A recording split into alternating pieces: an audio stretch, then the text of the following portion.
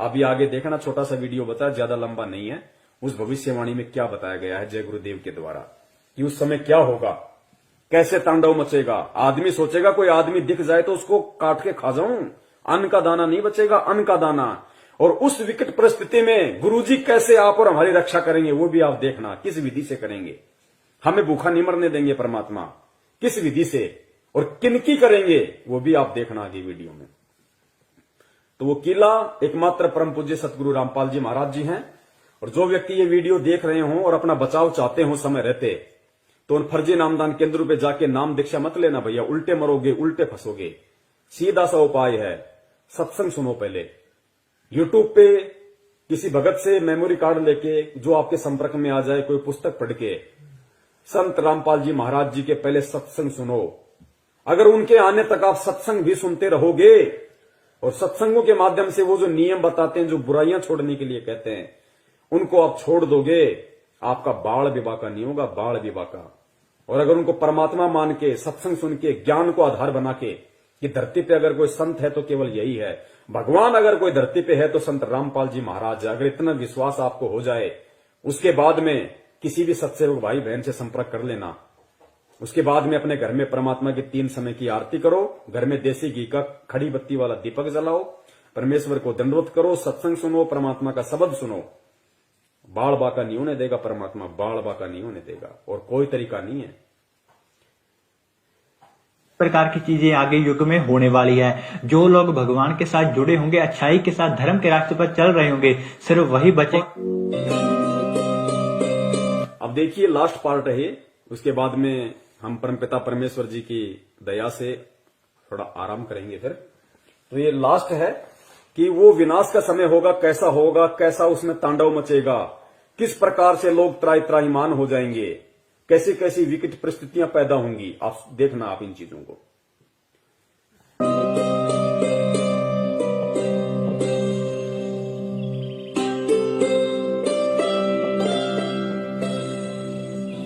मैं सिर्फ बताता जाऊंगा, आपने सुनते जाना है। जिसे समझना होगा वो समझेगा, जिसे हंसना होगा वो हंसेगा। लेकिन दोनों ही स्थितियों में ईश्वर का कार्य होता रहेगा, क्योंकि वो समय आ गया है कि जब स्वयं परमात्मा अपनी रूहों को वापस ले जाएगा अपने जहान में।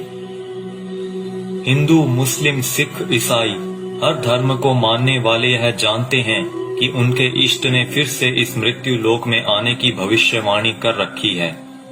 कलयुग में कलयुग जाएगा, कलयुग में सतयुग आएगा।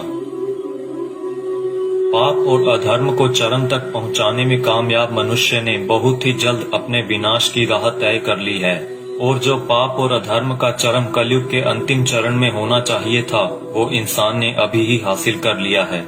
लेकिन अधर्म के विनाश के लिए हर युग में कोई न कोई महाभारत होती जरूर है। जब परिवर्तन होना होता है, उस बीच संधि काल होता है, और संधि काल में ईश्वर प्रकट होते हैं और पाप और अधर्म का विनाश कर डालते हैं। देखो ये जगत वाले ये कह रहे हैं, जब संधि काल का समय होता है, जब युग परिवर्तन होता है, तो परमात्मा खुद प्रकट होते हैं, खुद प्रकट। सुनो इन बातों को। भारत होती जरूर है। जब परिवर्तन होना होता है, उस बीच संधि काल होता है, और संधि काल में ईश्वर प्रकट होते हैं और पाप और अधर्म का विनाश कर डालते हैं।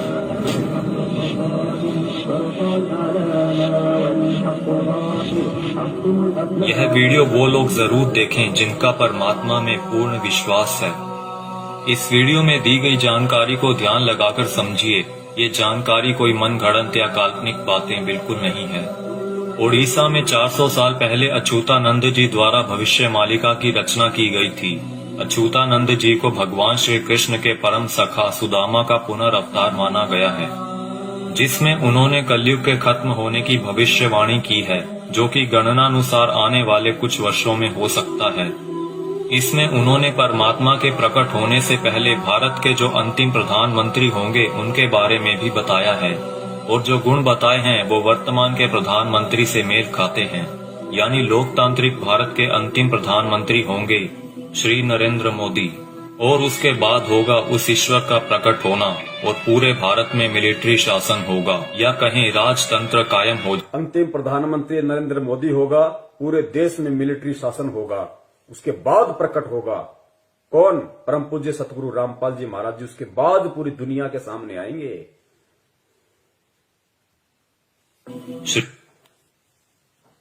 इसमें उन्होंने परमात्मा के प्रकट होने से पहले भारत के जो अंतिम प्रधानमंत्री होंगे उनके बारे में भी बताया है, और जो गुण बताए हैं वो वर्तमान के प्रधानमंत्री से मेल खाते हैं।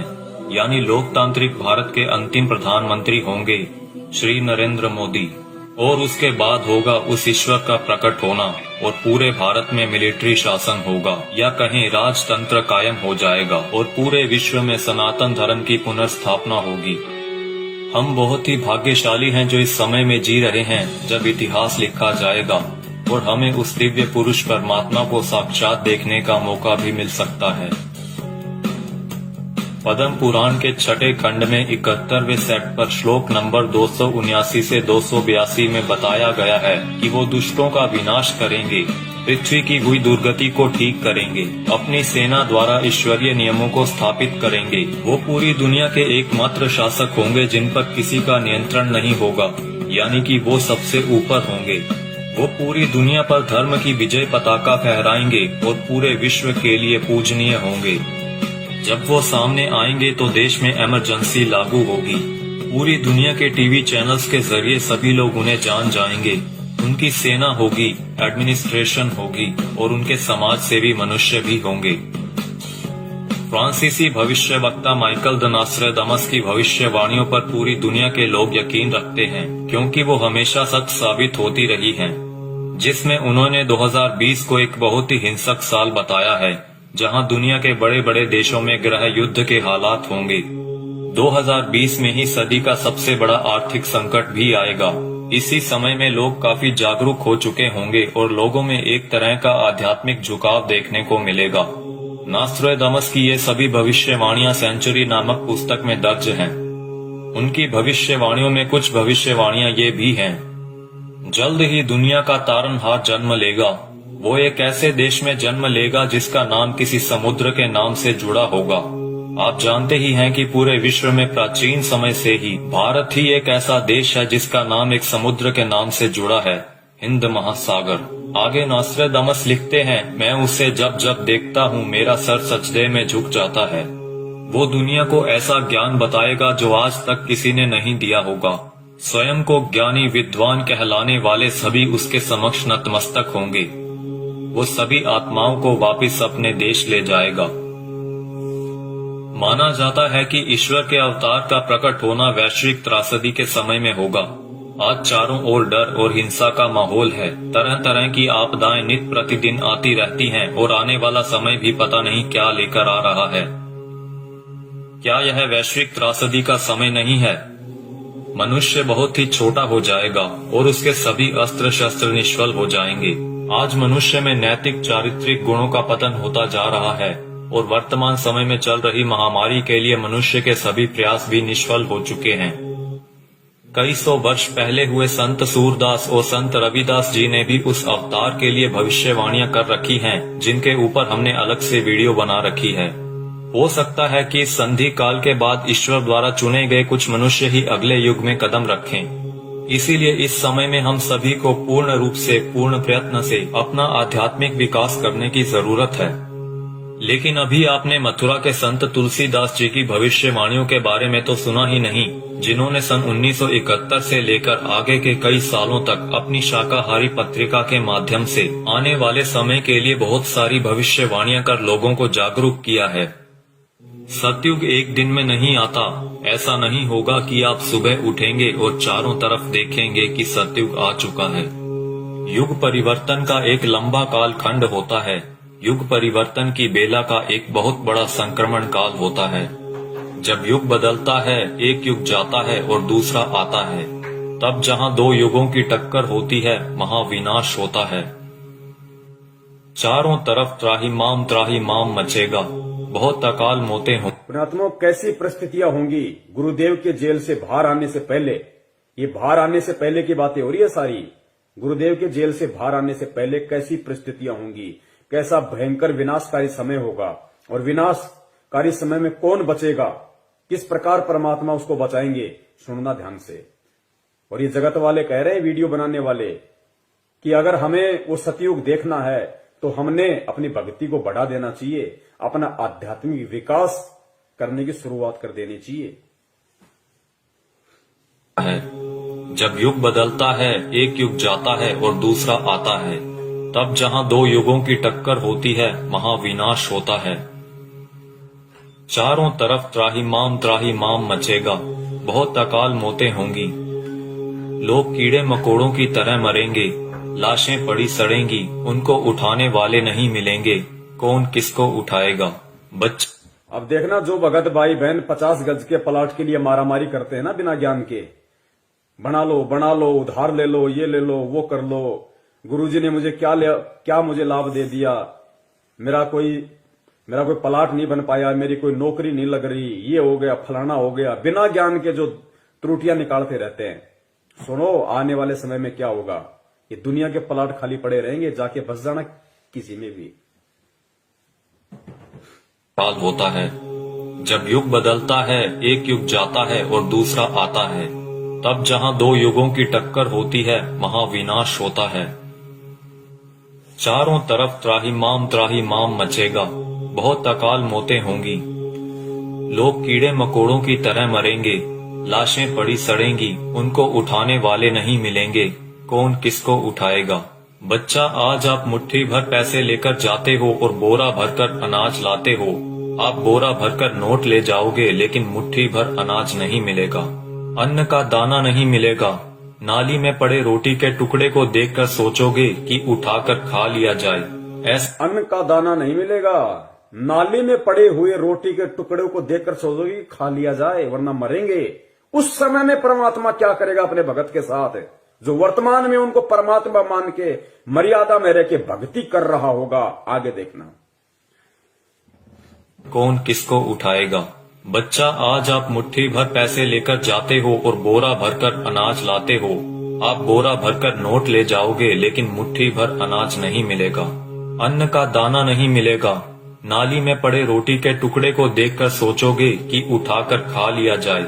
ऐसा भयावह वक्त आएगा कि एक इंसान दूसरे इंसान को देखकर सोचेगा कि कब मौका मिले तो उसको काट कर खा जाऊं। भाई भाई आपस में जान के दुश्मन बन जाएंगे, परिवार में झगड़ा झंझट, जाति जाति में झगड़े, समाजों में भीषण टकराव होंगे। मुल्क जाति में झगड़े, समाज में भीषण टकराव। दास ने बहुत समय पहले परमात्मा की दी हुई बुद्धि से एक पंपलेट बनाया था कि ये जो हिंदुस्तान में जो ये जगह जगह जो ये संगठन पैदा हो रहे हैं, हिंदू सेना, हिंदू युवा वाहिनी, राजपूत करणी सेना, भीम सेना, शिव सेना, बजरंग दल, ये बारूद के बम हैं, ये फटेंगे आने वाले समय में। आपस में ये जो कह रहे हैं ना कि जाति जाति की दुश्मन हो जाएगी, समाज एक दूसरे के दुश्मन हो जाएंगे, ये बारूद के बम हैं जो तैयार हो रहे हैं। सरेआम तलवारें और बंदूकें लहराते हैं कि हमारा भगवा, हमारा ये, हमारा वो। ये देखना, ये त्राई मान मचेगा, गृह युद्ध। का मिले तो उसको काट कर खा जाऊं। भाई भाई आपस में जान के दुश्मन बन जाएंगे, परिवार में झगड़ा झंझट, जाति जाति में झगड़े, समाजों में भीषण टकराव होंगे। मुल्क आपस में टकरा जाएंगे, बहुत जनहानि होगी। इतने लोग मारे जाएंगे कि 15-15 कोस पर दिए जलते दिखाई देंगे। दूर दूर तक मकान खाली पड़े रहेंगे, उनमें रहने वाला कोई नहीं मिलेगा। जो बच जाएंगे और कहीं से कोई भटकता हुआ आ जाएगा तो कहेगा कि आप यहीं रह जाइए, साथ हो जाएगा। कई छोटे बड़े देश दुनिया के नक्शे से इस तरह गायब हो जाएंगे जैसे वो कभी थे ही नहीं। अभी आपने क्या देखा है? सूखा, अकाल, भूखमरी, बीमारियां, कोलाहल, कोहराम, बाढ़, महामारी। अभी आपने कुछ नहीं देखा, वो आगे आ रहा है। उसके एक बार से 200-200 गांव खत्म हो जाएंगे। बड़े बड़े शहरों का नामो निशान तक मिट जाएगा। ऐसी बीमारियां आएंगे कि डॉक्टर जिनका नाम तक नहीं जानते, वो कहेंगे हमने ऐसा पहले कभी नहीं देखा। ऐसी भयावह बीमारियां होंगी कि डॉक्टर अस्पताल से भाग खड़े होंगे, कहेंगे हमारे पास इसका कोई इलाज नहीं है। आप समझते हो सतयुग ऐसे ही चुपचाप चला आएगा? भयावह विनाशलीला के बाद जो मुट्ठी भर लोग बचे रहेंगे वो सतयुग का नया सूरज उगता हुआ देखेंगे। भयंकर विनाश के बाद में जो मुट्ठी भर लोग बचेंगे वो सतयुग का नया युग देखेंगे। वो पुण्यात्माएं होंगी जो भक्ति करेंगी, जो गुरु जी के चरणों में लगी रहेंगी, जो किसी भी पाखंडी नकली गुरु धर्म गुरु के कहने पे उनकी वाणियों का उल्टा सीधा अर्थ बता बता के पाखंडी जैसे वो मदन पंथ में कौन है वो नालायक, ऐसे लोगों के कहने से उनके बहकाव में आने से जो अपने गुरु के प्रति अपनी श्रद्धा को खत्म कर देंगे, विश्वास को खत्म कर देंगे, शक और शंका की दृष्टि से अपने गुरु को देखने लगेंगे, भक्ति और ज्ञान को देखने लगेंगे, वो आने वाले सतयुग का स्वागत नहीं करेंगे, वो नहीं बचेंगे उस समय तक। का नाम तक नहीं जानते, वो कहेंगे हमने ऐसा पहले कभी नहीं देखा। ऐसी भयावह बीमारियां होंगी कि डॉक्टर अस्पताल से भाग खड़े होंगे, कहेंगे हमारे पास इसका कोई इलाज नहीं है। आप समझते हो सतयुग ऐसे ही चुपचाप चला आएगा? भयावह विनाशलीला के बाद जो मुट्ठी भर लोग बचे रहेंगे वो सतयुग का नया सूरज उगता हुआ देखेंगे और सतयुग की अगवानी के साक्षी बनेंगे। मुझे जो करना था मैंने अपना काम कर दिया है, अब कुदरत अपना काम करेगी। आने वाले समय में यूएनओ भारत में चलेगी, सुरक्षा परिषद भारत में आएगी, विश्व का न्याय भारत में होगा, देश और दुनिया का तख्ता पलट होगा, छोटे छोटे राष्ट्रों का भारत में विलय होगा, देश में प्राकृतिक और दैवीय प्रकोपों से भारी जनहानि होगी, 20 करोड़ लोग एक झटके में लापता हो जाएंगे, आबादी बहुत ही कम रह जाएगी। भारत की बहुत कम आबादी होने पर भी भरपेट खाना नहीं मिलेगा, इतने कष्ट आएंगे कि लोगों की कचूमर निकल। भारत की बहुत कम आबादी बचेगी, कहते हैं उसके बाद भी भरपेट खाने के लिए भोजन नहीं बचेगा लोगों के पास में, ही कम रह जाएगी। भारत की बहुत कम आबादी होने पर भी भरपेट खाना नहीं मिलेगा, इतने कष्ट आएंगे कि लोगों की कचूमर निकल जाएगी। चारों तरफ विश्व युद्ध होगा, कीटाणु बमों का प्रयोग किया जाएगा, एक सफेद पोशाकधारी ही युग परिवर्तन का कारण बने।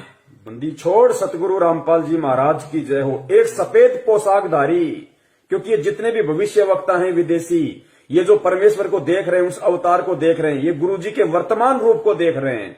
एक सफेद पोशाकधारी जिसका गौर वर्ण होगा, चरम विहीन पादुकाएं होंगी, मस्तक पे अर्धचंद्र का निशान होगा, ये सतगुरु रामपाल जी महाराज जी के वर्तमान रूप को देख रहे हैं। अपनी भविष्यवाणियों में उन्होंने वर्तमान समय को उन्होंने देखा था। एक सफेद पोशाकधारी ही युग परिवर्तन का कारण बनेगा। मिलेगा।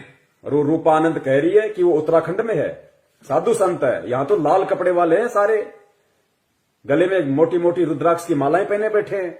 कोई मुंडित है, कोई चंडित है, कोई जटाधारी है, कोई लंगोटाधारी है। सफेद पोशाकधारी तो केवल परम पूज्य सतगुरु रामपाल जी महाराज है। आबादी बहुत ही कम रह जाएगी। भारत की बहुत कम आबादी होने पर भी भरपेट खाना नहीं मिलेगा, इतने कष्ट आएंगे कि लोगों की कचूमर निकल जाएगी।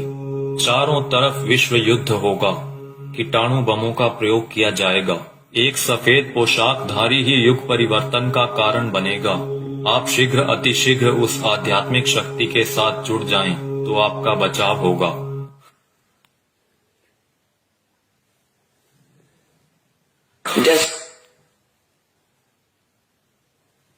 तो पुण्यात्माओं, सुना आपने किस तरीके का तांडव अभी मचना बाकी है, और उस तांडव में किस प्रकार से विकट परिस्थितियां देश और दुनिया के सामने पैदा होंगी, और उन विकट परिस्थितियों में कौन और किस तरह के व्यक्ति ही बच पाएंगे।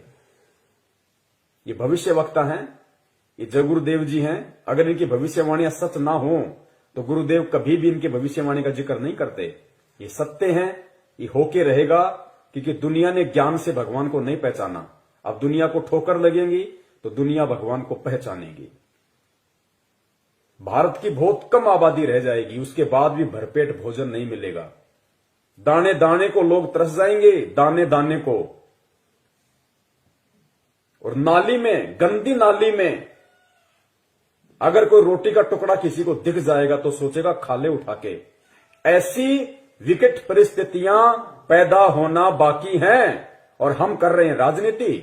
कभी बीजेपी को वोट, कभी कांग्रेस को वोट, कभी आरक्षणबाजी, कभी जाटों के आरक्षण में जाओ, माता बहनों को लेके जाओ, गुंडों की सीबीआई जांच कराओ। मस्ती सूझ रही है, मौज हो रही है। अभी देखना आगे चल के क्या बनेगा। भले तुम भगत हो, भगत वो है जो मर्यादाओं में रहता है, परमेश्वर को परमेश्वर मानता है। तो वो जो विनाशकारी जो समय जो बताया है भविष्य वक्ताओं ने कि दाने दाने को लोग तरस जाएंगे, ना कोई काम होगा, ना कोई धंधा होगा, ना कोई खेती होगी, कुछ नहीं होगा। उस समय जो लोग बचे होंगे वो भी भूखमरी के शिकार होंगे, दाने दाने को तरसेंगे। गंदी नाली में रोटी का टुकड़ा होगा, सोचे खा लो। तो पुण्य आत्माओं उस समय में वो परमपिता परमेश्वर, वो बंदी छोड़ सतगुरु रामपाल जी महाराज जो अवतारी पुरुष है, महापुरुष है, तारणहार है, वो किन आत्माओं की रक्षा करेगा और किस तरह से रक्षा करेगा। वो उन आत्माओं की रक्षा करेगा जो परमेश्वर को परमेश्वर मानेंगी, जो उन्हें मुक्ति दाता मानेंगी, हृदय से, आत्मा से, जुबान से नहीं। और घर में अन्न का दाना ना होने पर भी वो परमात्मा किस तरीके से अपने बच्चों की रक्षा करेगा। पुण्यात्माओं, सबसे बड़ा भविष्य वक्ता परमात्मा होता है जो आज धरती पे संत रामपाल जी के रूप में है। लेकिन परमात्मा स्पष्ट रूप से जिक्र नहीं करते, परमात्मा संकेत कर देते हैं। तो आने वाले जो समय है भयंकर, आप और हमारे रहते सहते जो समय आएगा, उस समय के लिए परमात्मा ने कई बार सत्संगों में संकेत किया है और इशारा कर दिया परमात्मा ने कि पुण्यात्माओं, किस प्रकार भगवान तुम्हारे साथ में रहेगा, चिंता मत करना, घबराना मत, मैं सदा तुम्हारे पास में रहूंगा। किस प्रकार दया करेगा परमात्मा, इस वीडियो को सुनिए पुण्यात्माओं और परमेश्वर के चरणों में नतमस्तक हो जाओ। कभी सपने में भी मत सोचना किसी और नालायक की तरफ, किसी साधु संत महंत पाखंडी की तरफ, किसी अन्य संत पंथ की तरफ जाने की सौपन में भी मत सोचना, वरना पतिव्रता धर्म से डिग जाओगे। फिर रक्षा करने वाला इस भगवान के अलावा दुनिया में कोई नहीं है। उस विनाश के समय में, उस संघर्ष के समय में परमात्मा उसी आत्मा के साथ रहेगा जो वर्तमान के संघर्ष में परमात्मा के चरणों में पड़ा रहेगा। काल हमें जो तोड़ने की कोशिश कर रहा है, जीव आत्माओं को डिगाने की कोशिश कर रहा है हर तरीके से, सतलोक आश्रम मैनेजमेंट हरियाणा के द्वारा नित नए पीले पीले पर्चे निकाल के, ज्ञान विरुद्ध आदेश दे दे के, हराम की कमाई, राजनीतियां करवा के, आरक्षणबाजी करवा के, ये काल की चाल है। ये उस विनाशकारी समय में आपकी रक्षा ना हो उसके लिए आपको तोड़ रहा है। आप सोच रहे हो हम गुरुजी की शरण में हैं, आप कांग्रेस को, बीजेपी को वोट दे रहे हो, भगत होके आरक्षणबाजी कर रहे हो, कुपात्रों को दान दे रहे हो, ये कोऑर्डिनेटर भक्तों की लड़कियां ले लेके भाग रहे शादीशुदा होने के बाद, इनको दान दे रहे हो, ये भगोड़ों को दान दे रहे हो, गुरुजी के कलयुगी झूठे मक्कार परिवार को, बेटा बेटी, उनकी पत्नी को आप दान दे रहे हो। ये उस विनाशकारी समय में आप अपनी गर्दन पे तलवार रख रहे हो। दान सुपात्र को दिया जाता है, कुपात्र को नहीं। मर्यादाओं से दूर हो रहे हो आप। ये रोहतक मुंड का जिंद दीवानी हरियाणा में जो ढोंग कर रखा है इन लोगों ने, आदरणीय गरीबदास जी महाराज जी के पाठ प्रकाश का 150 दिन से ये लोग धन प्राप्ति के लिए जो ड्रामा कर रखा है। तुम सोच रहे हो हमें पुण्य मिलेंगे, गुरुदेव कहते हैं तुम करत हो पुण्य होत है पापम। तुम पुण्य समझ के कर रहे हो लेकिन अज्ञानता में तुम पाप के भागी बन रहे हो। बचाव नहीं होगा तो किनका बचाव होगा उस समय, और कैसे बचाव होगा? बचाव उनका जो मर्यादाओं में रह के परमेश्वर को परमेश्वर मान के भक्ति करेंगे, जो उनका जन्मदिन नहीं मनाएंगे, उनका बौद्ध दिवस नहीं मनाएंगे, उनके नाम पे किसी भी राजनीतिक दल के चमचे बन के नहीं रह जाएंगे। उनकी परमात्मा रक्षा करेगा जो वर्तमान के संघर्ष के समय को झेल लेगा। काल एक तरफ मैनेजमेंट के माध्यम से संगत को तोड़ने की पूरी कोशिश कर रहा है, दूसरी तरफ नकली संतों को, पाखंडियों को खड़ा कर रहा है, गुरुदेव के वचनों में, वाणियों में मीन में कर करके, और गुरुदेव से आत्माओं का विश्वास तोड़ने की कोशिश कर रहे हैं। परमेश्वर कहते हैं बीजक की बाता कहें बीजक नाही हाथ, पृथ्वी डुबोवन उतरे कर कर मीठी बात। उनके मीठे मीठे श्लोक सुन के, उनकी बातें सुन के हम सोचते हैं कि वहां मूल ज्ञान है, वहां पवित्र ज्ञान है, वहां ये है, वहां वो है। महीने 2 महीने जाते हो फिर गधे की तरह मुंह लटका के वापस आते हो। भगवान से दूर हो गए, ना इधर के ना उधर के, धोबी के कुत्ते वाली हालत हो जाती है तुम्हारी। काल ऐसा करके छोड़ देता है। तो इस वर्तमान के संघर्ष के समय में जो संघर्षशील रहेगा, जो न टूटेगा, न डिगेगा, न झुकेगा, न मुड़ेगा, भगवान को सिर सौंप दिया तो सौंप दिया, उस आत्मा की परमात्मा फिर उस संघर्ष के समय रक्षा करेगा, जो आज उस परमात्मा के लिए संघर्ष कर रहा होगा। और किस प्रकार परमात्मा रक्षा करेगा? भक्तिहीन प्राणी और जो भगत आज मर्यादाओं में नहीं है, जो परमेश्वर को परमेश्वर नहीं मान रहे, उनकी स्थिति होगी उस समय कि गंदी नाली में अगर रोटी का टुकड़ा भी मिल जाए तो खाने को मजबूर होंगे। और जो भगत होंगे, जो सत्सेवक होंगे, सच्चे सेवक होंगे परमात्मा के, उनकी परमात्मा कैसे रक्षा करेगा? सुनो गुरुदेव के मुख कमल से। जैसे दास बार बार आपको कथा सुनाता है कि जिस समय परमात्मा के नाम से झूठी चिट्ठी लिख दी थी कबीर जी के नाम से, और 18 लाख प्राणी साधु संत आगे थे। वो साधु संत कौन थे? घर छोड़कर जंगलों में अपने गुरुओं के पास भक्ति के लिए, भगवान के लिए भटक रहे थे। वो उनकी विशेष प्यारी आत्मा थी। अब वहां उन 18 लाख को 3 दिन तक झोंपड़ी में बैठे गरीब दुलाई ने, वो तो भगवान थे, लीला कर रहे थे, 3 दिन तक उनको वो भोजन खिलाया जो कभी सुना भी नहीं था उन महापुरुषों ने, भक्तों ने, साधुओं ने। और सोना की मोहर दी और दोहर दी और छक्के हलवा पूरी कचौड़ी जलेबी छक छक खाओ, छा बखाओ, दिन में भूखे मरे तिंदरे बुगड़े खानिए थे होते। तो उनके लिए जब ये लीला कर दी, पृथ्वी का को माल भी नहीं था, सतलोक से ला दिया जाता है। पृथ्वी का माल नहीं था, काशी का भंडारा किया परमेश्वर ने, 18 लाख को खिलाया दिन में 4-4 बार।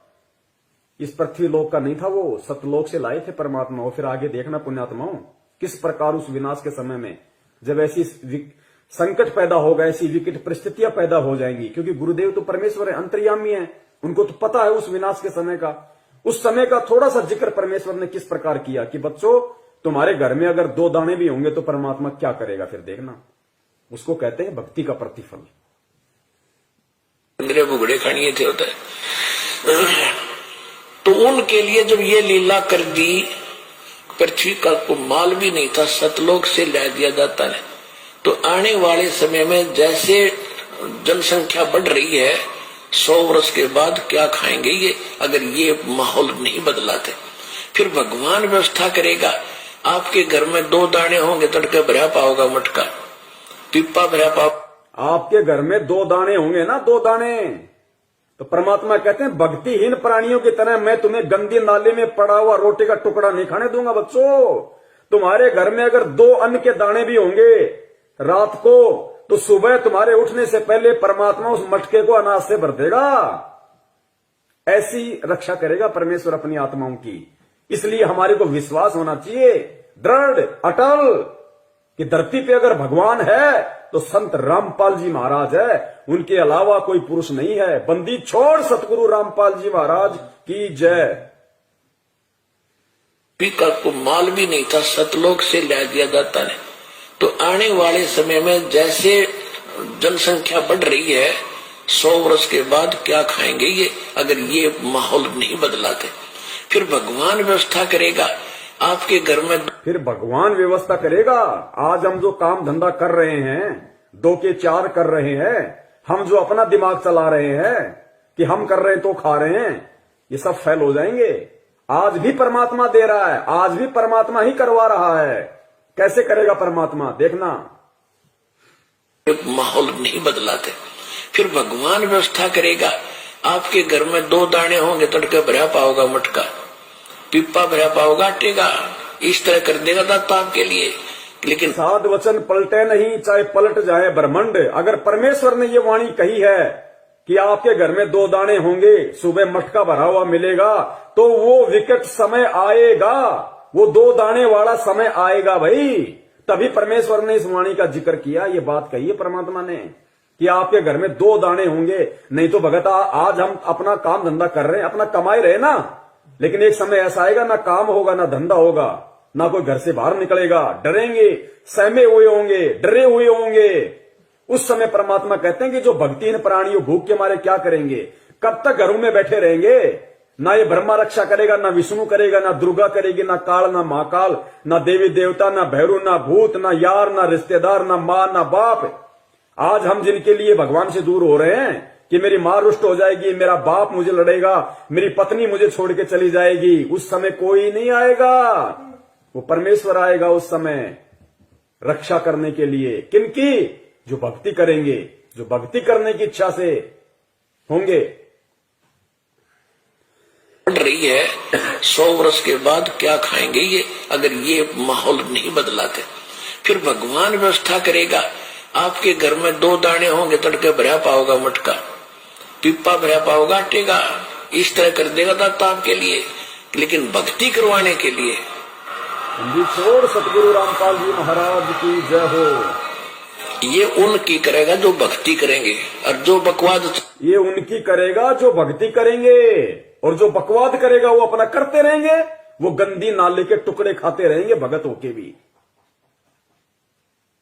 पिप्पा भरा पाओगा आटे का, इस तरह कर देगा दाता आपके लिए। लेकिन भक्ति करवाने के लिए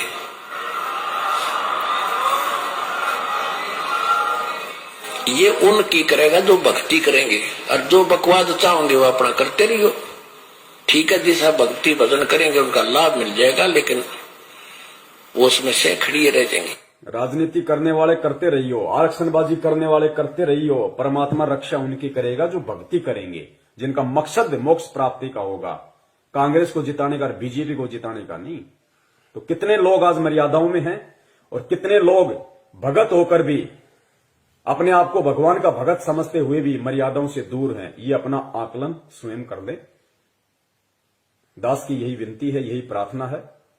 सत संदेश हम देते रहेंगे जब तक परमेश्वर हमें सद्बुद्धि देते रहेंगे। और निवेदन करूंगा सभी भाई बहनों से, वीडियो को ज्यादा से ज्यादा, ये ऐसा वीडियो है, ये बहुत लंबा चलना चाहिए वीडियो, हर आत्मा तक संदेशा पहुंचना चाहिए। अभी दास इसको फेसबुक पे जाके और दोनों पार्ट को एक कर देगा ऊपर नीचे। उसके बाद में पुण्यात्माओं जितना हो सके वीडियो को शेयर करें, ताकि जिस प्रकार परमेश्वर ने आप और हमारे ऊपर दया करी है, उसी प्रकार परमात्मा हमारे अन्य भगत भाई बहनों पे भी दया करें, उनको भी परमेश्वर सद्बुद्धि दे, उनको भी समझ में आए, वो भी परमेश्वर को परमेश्वर माने। ठीक है, जो गलती उन्होंने परमात्मा का जन्मदिन मना के, बोध दिवस मना के कर दी है, अगली बार उनसे वो गलती ना हो, अगली बार उनसे वो गलतियां ना हो, वो भी आप और हमारी श्रेणी में आ जाएं, वो भी सत्सेवकों की श्रेणी में आए। तो हमें प्यार से, प्रेम से, बहुत ही आधीनी से परमपिता परमेश्वर जी के चरणों में बैठ के उनकी प्रेरणा से हमें ये सेवाएं करनी है, साथ में अपनी भक्ति भी करनी है, ताकि परमेश्वर भक्ति से ही प्रसन्न होंगे। सेवाओं का पुण्य अलग है। तो पुण्यात्माओं, परमेश्वर दया करें, हम यही उनसे विनती करेंगे बारंबार उनके चरणों में दंडवत करते हुए कि परमात्मा साध संगति के लिए आप हम सत्सेवकों को लाइव शंका समाधान प्रोग्राम से जोड़े रखिए। आप इसी प्रकार हमारे सभी भाई बहनों का, हम एक दूसरे का इसी प्रकार भक्ति में विश्वास बनाए रखिए। हमारे अंदर वो दृढ़ता, वो विश्वास आप जी पैदा कीजिए, ताकि परमात्मा सपने में भी हम अपने पतिव्रता धर्म से दूर ना हो सकें।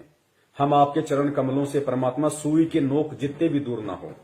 और परमेश्वर यदि हमारा ऐसा कोई दुर्भाग्य, हमारा ऐसा कोई कुसंस्कार यदि हमारी ही किसी मूर्खता और गलती के कारण आना भी हो, तो परमात्मा उसी समय हमारी जीवन लीला समाप्त कर देना, और अगला जन्म परमात्मा उस समय देना जब आप हमारा मोक्ष कर सको, हमें सतलोक पहुंचा सको।